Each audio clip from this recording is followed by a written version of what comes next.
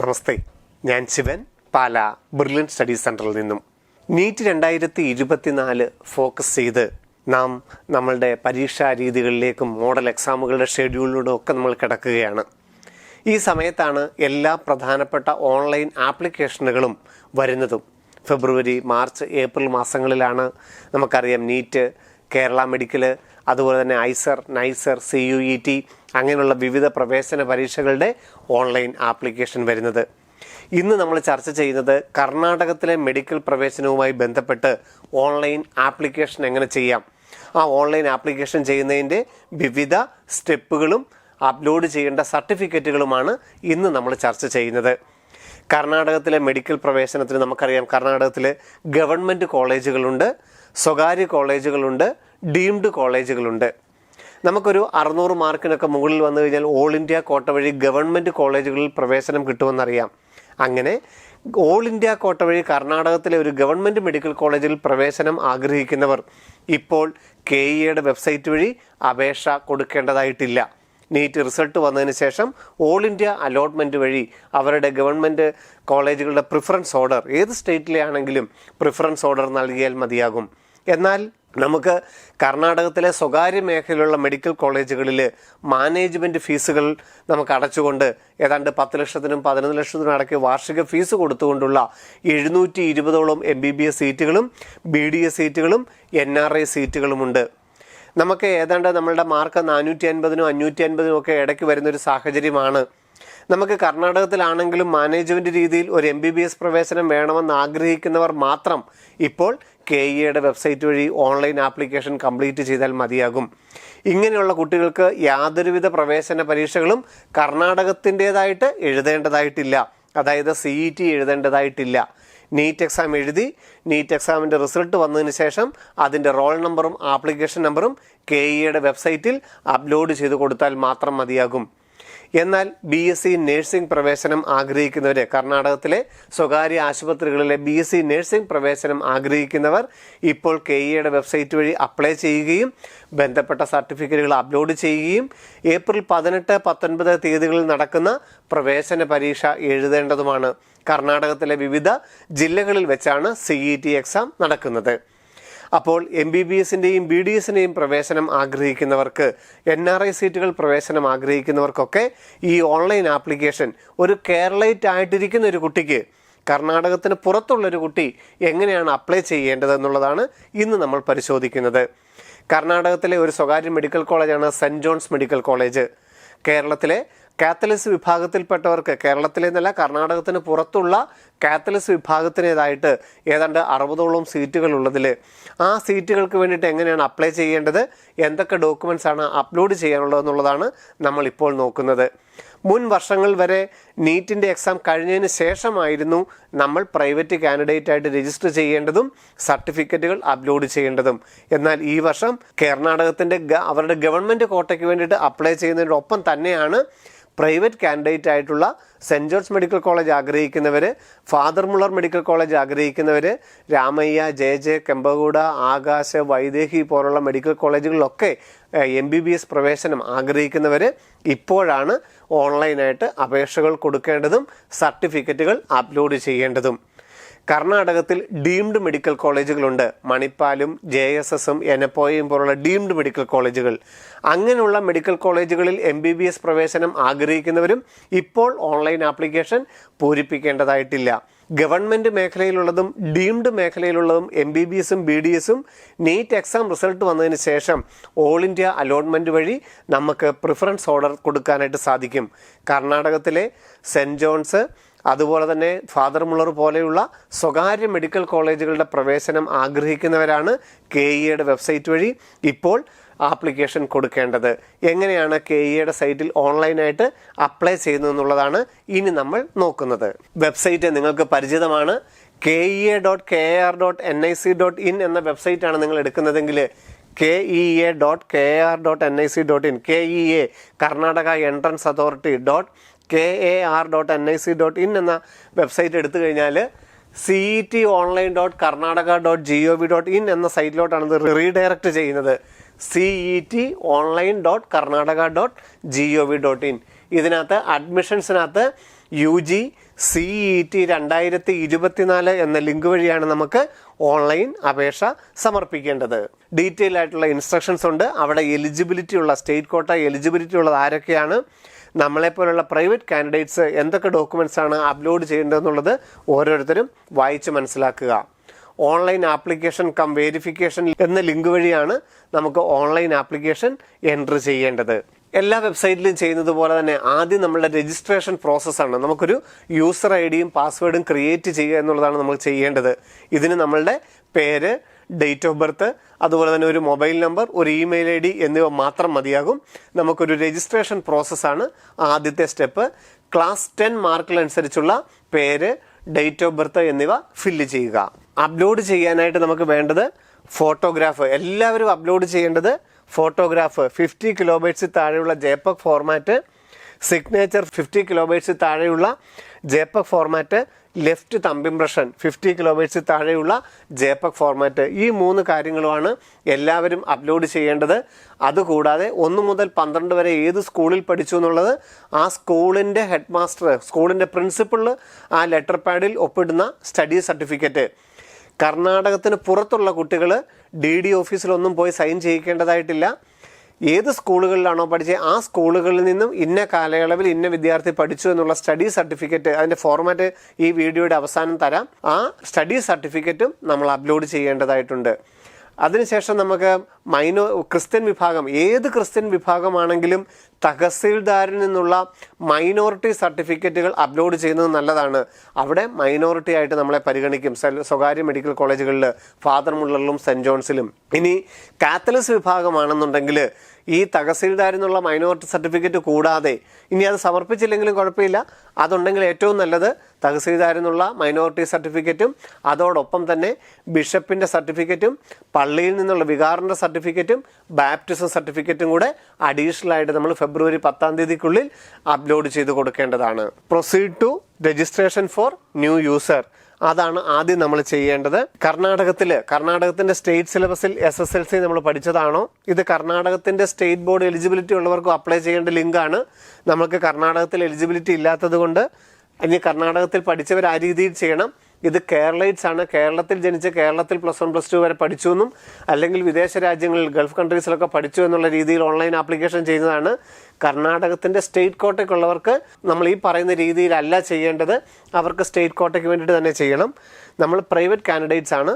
കർണാടകത്തിൽ ഏതാണ്ട് 12ഓളം കാറ്റഗറി അനുസരിച്ച് അവിടുത്തെ സ്റ്റേറ്റ് കോട്ട എലിജിബിലിറ്റി കിട്ടും. അങ്ങനെ ഏതെങ്കിലും സ്റ്റേറ്റ് കോട്ട എലിജിബിലിറ്റി ഉണ്ടെങ്കിൽ വായിച്ചു നോക്കി മനസ്സിലാക്കിയിട്ട് ആ രീതിയിൽ ആപ്ലിക്കേഷൻ ചെയ്യണം. കർണാടകത്തിൽ സ്റ്റേറ്റ് ബോർഡ് പഠിച്ചിട്ടില്ല എന്നുണ്ടെങ്കിൽ ഏത് സ്റ്റേറ്റിലാണ് പഠിച്ചു എന്നുള്ള ചോദ്യമാണ്. കേരള. അടുത്തതായിട്ട് 10ാം ക്ലാസ്സിൻ്റെ റോൾ നമ്പർ. 10ാം ക്ലാസ് CBSEയോ ISEയോ ആണ് പഠിച്ചതെങ്കിൽ ഏത് വർഷം പാസ്സായി, 2021 ആണെങ്കിൽ അല്ലെങ്കിൽ 22-ലാണെങ്കിൽ ആ വർഷം ആദ്യം എൻട്രി ചെയ്യുന്നു. അതിനുശേഷം റോൾ നമ്പർ എൻട്രി ചെയ്യുന്നു. 2021-ലോ 22-ലോ CBSEയിലോ ISEയിലോ 10th പഠിച്ചവർ ഇയർ കൊടുത്തിട്ട് ബാലൻസ് ആയിട്ട് റോൾ നമ്പർ ചെയ്യുക.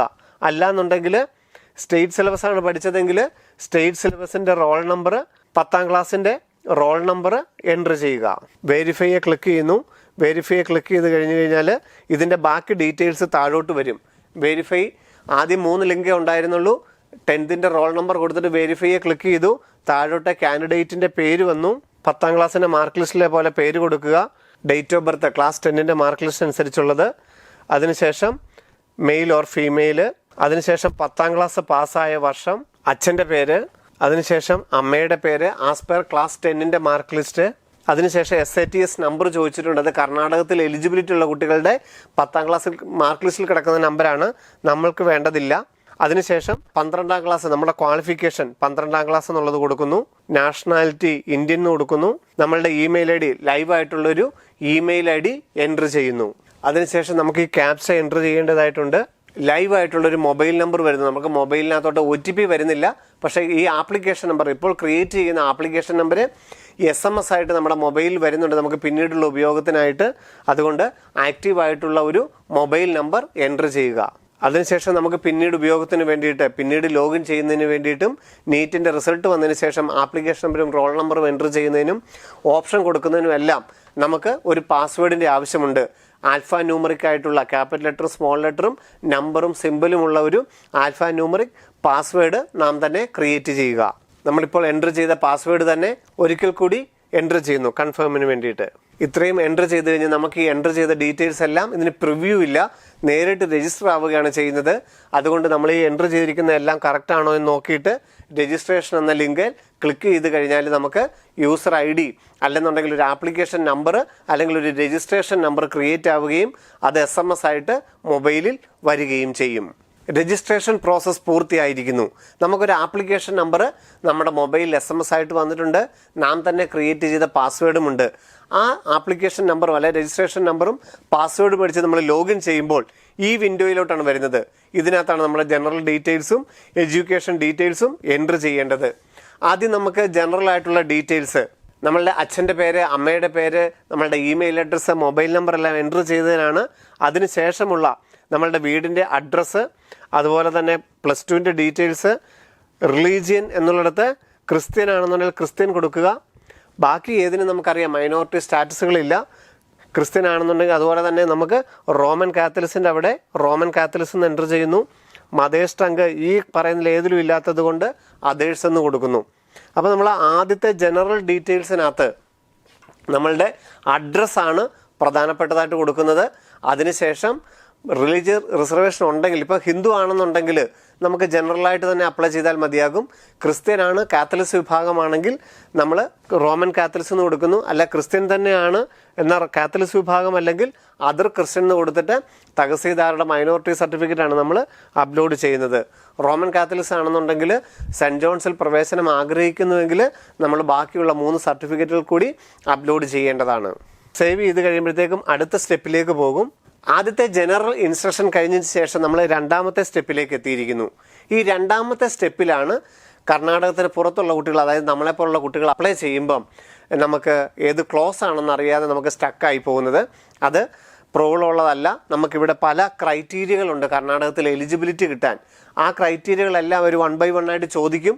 ആ ചോദിക്കുന്നതിനെല്ലാം ആൻസർ കൊടുത്തു കഴിയുമ്പോൾ ഏറ്റവും താഴെ വൈ എന്ന ക്ലോസ് ഓട്ടോമാറ്റിക്കായിട്ട് വന്നോളും. അതെങ്ങനെയാണെന്ന് നമുക്കൊന്ന് നോക്കാം. രണ്ടാമത്തെ സ്റ്റെപ്പ് എലിജിബിലിറ്റി ക്ലോസ് ഡീറ്റെയിൽസ്. കർണാടകത്തിന് പുറത്തുള്ളവർക്ക് വൈ എന്നുള്ള ക്ലോസ് എങ്ങനെയാണ് വരുന്നതെന്ന് നോക്കാം. ആദ്യത്തെ ചോദ്യം NRI വാർഡാണോ എന്നുള്ളതാണ്. ആണെങ്കിലും അല്ലെങ്കിലും നമുക്ക് NRI സീറ്റുകൾ വേണ്ട എന്നുണ്ടെങ്കിൽ നമ്മൾ നോ എന്ന് കൊടുക്കുന്നു. രണ്ടാമത്തെ ചോദ്യം ടോട്ടൽ ഇയേഴ്സ്, കർണാടകത്തിൽ എലിജിബിലിറ്റി ഉണ്ടോ എന്നറിയാൻ വേണ്ടിയാണ് കർണാടകത്തിൽ എത്ര വർഷം പഠിച്ചു എന്ന് ചോദ്യം. കർണാടകത്തിൽ നമ്മൾ 0 എന്ന് കൊടുക്കുന്നു. കർണാടകത്തിൽ നമ്മൾ 1 മുതൽ 12 വരെ ഒരു സമയത്തും പഠിച്ചിട്ടില്ല. അടുത്ത ചോദ്യം ക്ലാസ് 11 ഏത് സ്റ്റേറ്റിലാണ് പഠിച്ചതെന്നുള്ളൊരു ചോദ്യമുണ്ട്. CBC ആണെങ്കിൽ CBC ഔട്ട്സൈഡ് കർണാടക എന്ന് കൊടുക്കാം. അതല്ല കേരള സ്റ്റേറ്റ് സിലബസ് ആണെങ്കിൽ നമുക്ക് കേരള എന്ന് ആഡ് ചെയ്യുന്നു. ക്വാളിഫിക്കേഷൻ എക്സാമിനേഷൻ ബോർഡ് ചോദിക്കുന്നുണ്ട്. CBC ആണെങ്കിൽ CBC ഔട്ട്സൈഡ് കർണാടക എന്ന് കൊടുക്കുന്നു. അല്ല കേരളത്തിൽ സ്റ്റേറ്റ് സിലബസ് ആണെങ്കിൽ കേരള എന്ന് കൊടുക്കുന്നു. ഇനിയാണ് ഇവിടെ നമുക്ക് ഈ ക്ലോസ് ഇവരുടെ എല്ലാ ക്രൈറ്റീരിയകളും ചോദിച്ചുകൊണ്ടിരിക്കും. ഇതിനെല്ലാം നമ്മൾ അതിൻ്റെ കറക്റ്റ് ആൻസർ യെസ് എന്നോ നോ എന്നോ ഏതാണോ ഉള്ളത് അതെല്ലാം 1 by 1 ആഡ് ചെയ്ത് കഴിയുമ്പോഴാണ് ഏറ്റവും താഴെ ക്ലോസ് എന്നുള്ളത് വരുന്നത്. അപ്പം ഇതിൽ ഒരെണ്ണം തന്നെ എൻ്റർ ചെയ്ത് കഴിഞ്ഞിട്ട് നമ്മൾ താഴോട്ട് പോയി കഴിഞ്ഞാൽ അവിടെ ക്ലോസ് വരില്ല, അടുത്ത സ്റ്റെപ്പിലോട്ട് പോകാനുള്ള ലിങ്ക് വരില്ല. ഇതെല്ലാം നമ്മൾ എല്ലാത്തിനും ആൻസർ പറയുക. അത് 1 by 1 മാറിക്കൊണ്ടേയിരിക്കും. അത് നിങ്ങൾ ശ്രദ്ധിച്ചാൽ മനസ്സിലാകും. നമ്മളോട് ചോദിച്ചിരിക്കുന്നത് പേരൻസിൻ്റെ മദർ ടങ്ക് കർണാടകയാണോ എന്ന് ചോദിച്ചിട്ടുണ്ട്. അല്ല എന്ന് നമ്മൾ പറഞ്ഞു. അപ്പോൾ അത് ക്ലോസ് മാറി. അടുത്ത ചോദ്യം വന്നു. 1 മുതൽ 12 വരെ 7 വർഷം പഠിച്ചിട്ടുണ്ടോ എന്ന് ചോദിച്ചു. നമ്മൾ നോ എന്ന് പറഞ്ഞു. ആ ക്ലോസ് മാറി. അടുത്ത് ചോദിച്ചിട്ടുണ്ട് കർണാടകത്തിൽ അവിടെ താമസിച്ചിട്ടുണ്ടോ, ഇത്രയും നാൾ താമസിച്ചിട്ടുണ്ടോ ചോദിച്ചു. അത് നമ്മൾ നോ എന്ന് പറഞ്ഞു. എക്സ് സർവീസ്മെൻ കോട്ടയുണ്ടോ എന്ന് ചോദിച്ചു. നോ എന്ന് പറഞ്ഞു. ഇതൊന്നും നമുക്ക് സാറ്റിസ്ഫൈ ചെയ്യുന്നവരാണെങ്കിൽ, ഏതെങ്കിലും രീതിയിൽ അവിടെ ഗവൺമെൻറ് കോട്ട കിട്ടുന്നവരാണെങ്കിൽ അതിനനുസരിച്ച് ഫില്ല് ചെയ്യണം. യാതൊരുവിധ റിസർവേഷനും ഇല്ലാതെ കർണാടകത്തിലെ മാനേജ്മെൻറ്റ് സീറ്റിന് വേണ്ടി മാത്രം അപ്ലൈ ചെയ്യുന്നവർ സെൻറ്റ് ജോൺസ് മെഡിക്കൽ കോളേജോ അല്ലെങ്കിൽ ഫാദർ മുള്ളോ അല്ലെങ്കിൽ ശ്രീ സായി ഇൻസ്റ്റിറ്റ്യൂട്ടോ അങ്ങനെയുള്ളത് മാത്രം അപ്ലൈ ചെയ്യുന്നതാണ്. അല്ലെങ്കിൽ BSc നേഴ്സിങ്ങിന് വേണ്ടിയിട്ട് അപ്ലൈ ചെയ്യുന്നതാണ് ഈ കാണിക്കുന്നത്. അതിനുശേഷം നമ്മൾ ട്രാൻസ്ഫർ ആയിട്ട് കർണാടകത്തിൽ വന്നിട്ടുണ്ടോ എന്ന് ചോദിക്കുന്നു. നോ എന്ന് പറയുന്നു. വീണ്ടും കർണാടകത്തിലെ ഏതെങ്കിലും പാർലമെൻറ്റ് മെമ്പറാണോ ഏത് പേരൻസ് എന്നും ചോദിക്കുന്നു. അതിനുശേഷം ഓൾ ഇന്ത്യ സർവീസിൽ പേരൻസിൽ ആരെങ്കിലും ഉണ്ടോ എന്ന് ചോദിക്കുന്നു. ജമ്മു കാശ്മീർ മൈഗ്രൻ്റ് ആണോ എന്ന് ചോദിക്കുന്നുണ്ട്. 10 വർഷം കർണാടകത്തിൽ പഠിച്ചിട്ടുണ്ടോ എന്നുള്ള ചോദ്യമുണ്ട്. ഇത്രയും ചോദ്യങ്ങൾക്ക് നമ്മൾ യെസ് ഓർ നോ ഉള്ള ഏതാണോ ആൻസർ എന്ന് അതിനനുസരിച്ചാണ് നമ്മുടെ ക്ലോസ്. ഏറ്റവും താഴെ എലിജിബിലിറ്റി ക്ലോസ് എ മുതൽ എൻ വരെയുള്ളത്, അവിടെ റിസർവേഷൻ ഉള്ളതും അവിടുത്തെ സ്റ്റേറ്റ് കോട്ട കിട്ടുന്നതും, വൈ എന്ന് പറയുന്നത് യാതൊരുവിധ ഗവൺമെൻറ് കോട്ട കിട്ടാതെ നമ്മളെപ്പോലെയുള്ള പ്രൈവറ്റ് സീറ്റുകൾ മാത്രം കിട്ടുന്നവരുമാണ്. അപ്പം ഇവിടെ ഈ എലിജിബിലിറ്റി ക്ലോസ് എല്ലാം എൻട്രി ചെയ്യാത്തത് കൊണ്ടാണ് നമുക്ക് താഴെ ക്ലോസ് വൈ വരാത്തതും മുന്നോട്ട് പോകാൻ സാധിക്കാത്തതും.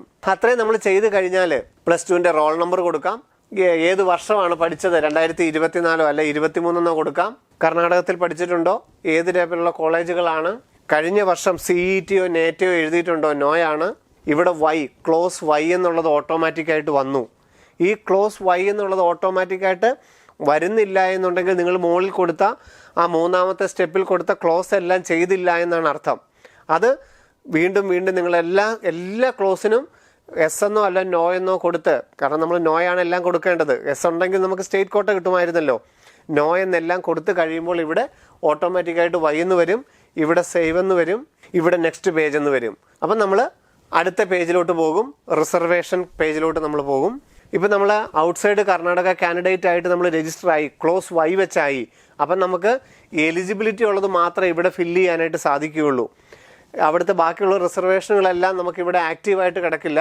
ആക്റ്റീവായിട്ട് കിടക്കുന്നത് ഏറ്റവും താഴെ വരുമ്പോൾ religious minority. Do you want to claim religious minority? അവിടെ നമുക്ക് മുസ്ലിം ആണെന്നുണ്ടെങ്കിൽ നമുക്ക് റിലീജിയസ് മൈനോറിറ്റി കിട്ടില്ല.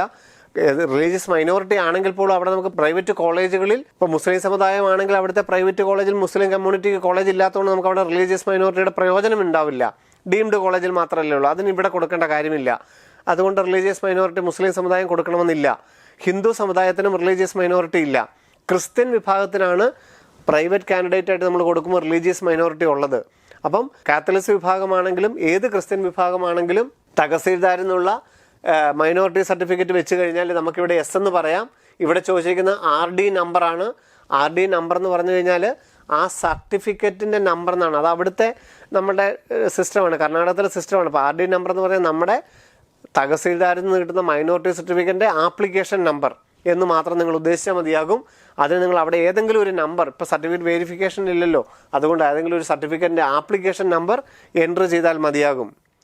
വലത്ത് സൈഡിൽ നമുക്ക് റിസർവേഷൻ ഉള്ളത് മാത്രമേ എൻട്രി ചെയ്യാൻ സാധിക്കുകയുള്ളൂ. സെൻറ്റ് ജോൺസ് ക്ലെയിം റിസർവേഷൻ, നമുക്ക് സെൻറ്റ് ജോൺസിൽ റിസർവേഷൻ വേണോ? യെസ് എന്ന് പറഞ്ഞു. അവിടെ സെൻറ്റ് ജോൺസിൽ പലതരത്തിലുള്ള സീറ്റുണ്ട്. സെൻറ്റ് ജോൺസിൽ ഏതൊക്കെ കാറ്റഗറിക്കാണ് സീറ്റുള്ളത് നോക്കിയിട്ട് തിരിച്ചു വരാം. All India general open merit 10 സീറ്റുകളുണ്ട്. ക്രിസ്ത്യൻ ആണെങ്കിലും മുസ്ലിം ആണെങ്കിലും ഹിന്ദു ആണെങ്കിലും യാതൊരുവിധ റിസർവേഷനും നോക്കാതെ, കർണാടകത്തിൽ പഠിച്ചതാണോ അല്ലയാണോ നോക്കാതെ ഇന്ത്യയിലുള്ള എല്ലാവർക്കുമായിട്ട് 10 സീറ്റുകളുണ്ട്. ഇൻസ്റ്റിറ്റ്യൂഷണൽ സ്റ്റാഫ് കോട്ട, കർണാടകത്തിലുള്ള staff quota. Roman Catholics Christian religious സിസ്റ്റേഴ്സിന് മാത്രമായിട്ട് 20 സീറ്റുകളുണ്ട്. റോമൻ കാത്തലിക് ക്രിസ്ത്യൻ ട്രൈബൽസ് 10 സീറ്റുകളുണ്ട്. Roman Catholic Christians scheduled caste origin 10 സീറ്റുകൾ. Native north Indian Roman Catholic 10 seat. Roman Catholic Christians of Karnataka state 10 seat.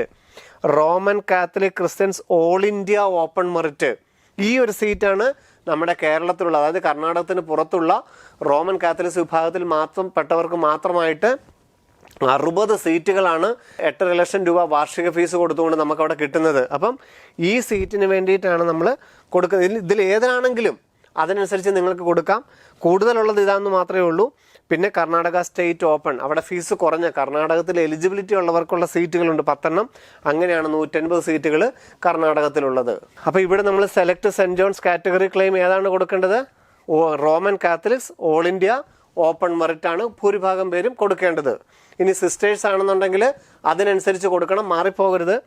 Sisters ആണെങ്കിൽ Roman Catholic religions nuns എന്നുള്ളതാണ് കൊടുക്കേണ്ടത്. ഇത് normal saint John's medical കോളേജിന് വേണ്ടി മാത്രമുള്ളത്. ഇനി ക്രിസ്ത്യനാണ്, ഇതൊന്നും ഇല്ലയെന്നുണ്ടെങ്കിലോ ഓപ്പൺ മെറിറ്റ് കൊടുക്കാം.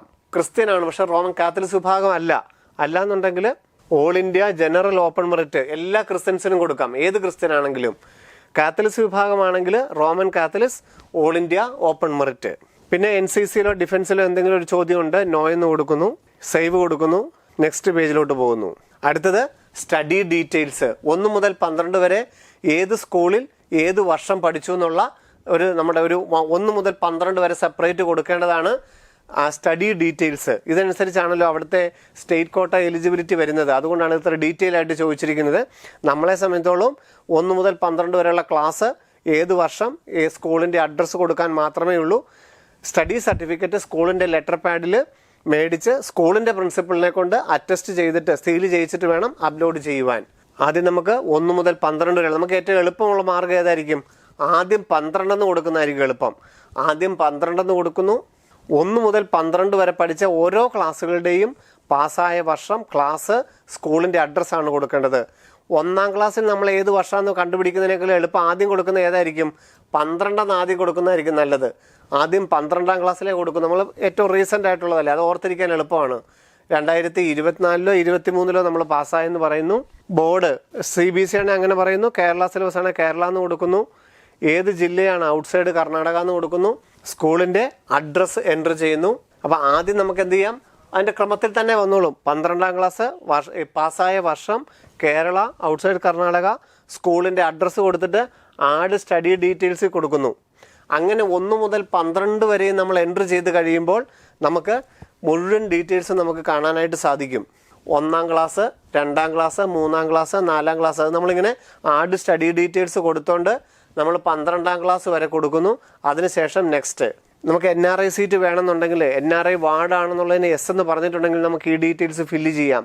NRI സീറ്റ് വേണമെന്നുണ്ടെങ്കിൽ മാത്രം അത് എൻ്റർ ചെയ്താൽ മതിയാകും. ഇല്ലെങ്കിൽ നമുക്ക് അടുത്ത സ്റ്റെപ്പ്, നമുക്ക് ലാസ്റ്റ് നമുക്ക് അക്കൗണ്ട് ഡീറ്റെയിൽസിലോട്ട് നമ്മളുടെ സ്ട്രേ വേക്കൻസിക്കും ഓപ്ഷനും ഒക്കെ കൊടുക്കുന്ന പൈസ നമുക്ക് തിരിച്ച് കിട്ടണമെന്നുണ്ടെങ്കിൽ നമ്മളുടെ അക്കൗണ്ട് ഡീറ്റെയിൽസ് ആഡ് ചെയ്ത് കൊടുക്കണം. അക്കൗണ്ട് ഡീറ്റെയിൽസ് ആഡ് ചെയ്താലേ പോവുകയുള്ളൂ. ആരുടെ അക്കൗണ്ടിലോട്ടാണോ തിരിച്ച് റിട്ടേൺ വരേണ്ടത് അതിൻ്റെ അക്കൗണ്ട് ഡീറ്റെയിൽസ്.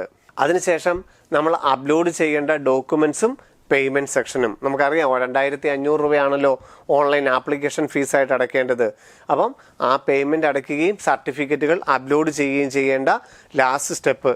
ഇവിടെ നമുക്ക് ഏതൊക്കെയാണോ നമ്മൾ എൻ്റർ ചെയ്തിരിക്കുന്നത് അതിനനുസരിച്ചുള്ള സർട്ടിഫിക്കറ്റുകളാണ് ഇവിടെ വരുന്നത്. അതിൻ്റെ ഫോർമാറ്റ് നമുക്ക് വേണമെന്നുണ്ടെങ്കിൽ കിട്ടും. ഫോർമാറ്റ് നോക്കി മനസ്സിലാക്കിയിട്ട് സ്റ്റഡി സർട്ടിഫിക്കറ്റ്, അതുപോലെ തന്നെ ബിഷപ്പിൻ്റെ സർട്ടിഫിക്കറ്റ്, പള്ളിയിൽ നിന്നുള്ള സർട്ടിഫിക്കറ്റ്, ബാപ്റ്റിസ്റ്റ് സർട്ടിഫിക്കറ്റ് ഒക്കെ നമുക്ക് അപ്ലോഡ് ചെയ്ത് കൊടുക്കാം.